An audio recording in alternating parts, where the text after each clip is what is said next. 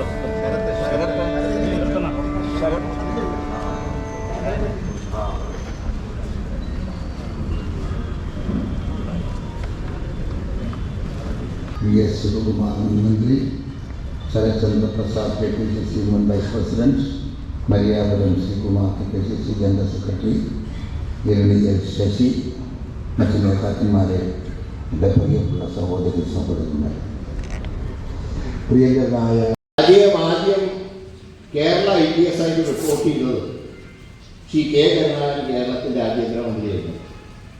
അദ്ദേഹത്തിനെയാണ് അന്നത്തെ KPCC പ്രസിഡന്റൊക്കെ അതിൻ്റെ ചരിത്രം നന്നായിട്ടാണ്.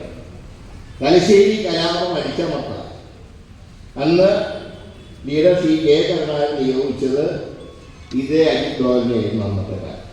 പക്ഷേ ഇപ്പോൾ മോഡിയുടെ കയ്യിൽ കിട്ടിയപ്പോൾ അദ്ദേഹം ഇപ്പോൾ ടോപ്പിൽ നിൽക്കുക.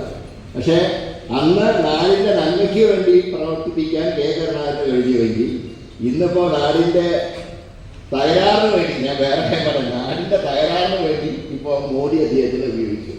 അപ്പോൾ ഒരു ഉദ്യോഗസ്ഥനെ എങ്ങനെ നല്ല രീതിയിൽ കൈകാര്യം ചെയ്യണമെന്ന് നല്ലപോലെ അറിയാവുന്ന ഒരു ഭരണകർത്താവ് കൂടിയായിരുന്നു മതി. സാധാരണ ഒരു രാഷ്ട്രീയക്കാരൊക്കെ പെട്ടെന്ന് മന്ത്രിമാരായ, ഒരുപക്ഷെ രാഷ്ട്രീയ രംഗത്ത് ശോഭിച്ച പോലെ ഒരു അഡ്മിനിസ്ട്രേറ്റീവ് രംഗത്ത് ശോഭിക്കാൻ കഴിഞ്ഞു. പക്ഷേ അദ്ദേഹത്തിന് രണ്ടിനും ശോഭിക്കാൻ കഴിഞ്ഞു. മാത്രമല്ല, എന്താണോ ഉദ്യോഗസ്ഥന്മാർ പറയുന്നത് അത് അതേപടിയല്ല വിശ്വസിക്കുക. അദ്ദേഹത്തിൻ്റെ രീതിയിൽ അന്വേഷണം നടത്തി കാര്യങ്ങൾ അദ്ദേഹം മനസ്സിലാക്കുന്നത് കൊണ്ട് ആരും മുഖസ്തുതിക്ക് അങ്ങോട്ട് ചെല്ലാതെ. അത് മാത്രമല്ല, ഏതെങ്കിലും ഒരു ഉദ്യോഗസ്ഥൻ തെറ്റ് ചെയ്താൽ പത്രക്കാരുള്ള ഉദ്യോഗസ്ഥനെ അദ്ദേഹം ന്യായീകരിക്കും. അത് കഴിഞ്ഞ് വിളിച്ച്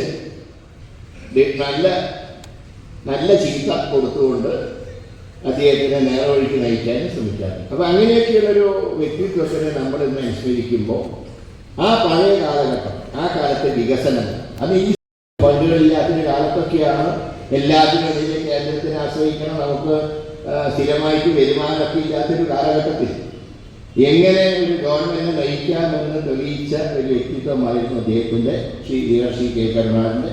ഇന്ന് നമ്മൾ അദ്ദേഹത്തിൻ്റെ 106-ാം ജന്മദിനം കൊണ്ടാടുമ്പോൾ ഇതോടെ സഹകരിച്ച എല്ലാവരോടും വ്യക്തിപരമായി നിങ്ങളോടൊക്കെ നന്ദി പറയാൻ കൂടെ ഈ സന്ദർഭം വിനിയോഗിക്കുകയാണ്. എല്ലാ വർഷവും ശരത്തിൻ്റെ നേതൃത്വത്തിൽ INDC തൊഴിലാളികൾ അദ്ദേഹത്തിൻ്റെ കെ കരുണാകരൻ്റെ സ്റ്റാച്യുവിൽ പുഷ്പാർച്ചന നടത്താറുണ്ട്. ജന്മദിനത്തിനും നടത്താറുണ്ട്, ചരമദിനത്തിനും നടത്താറുണ്ട്. സത്യത്തിൽ INDCയുടെ സ്ഥാപകൻ കൂടിയാണ് ശ്രീ കെ കരുണാകരൻ.